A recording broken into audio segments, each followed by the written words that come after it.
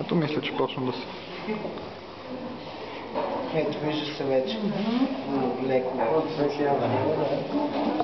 при йода става малко по-бавно.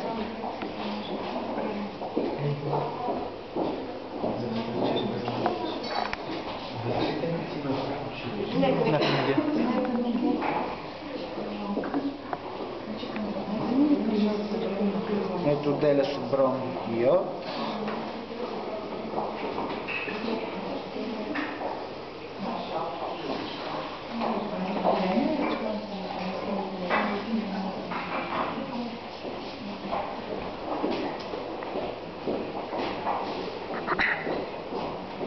Съответно накрая малко по-трудно, в смисъл трябва...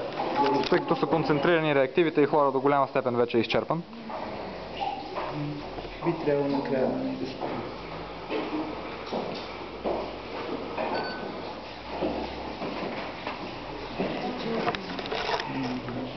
Ето то даже и твърдата йод вече се отдели смисъл, защото той в много малко количество йод се разтая в вода и може смисъл цялото да се разстрои.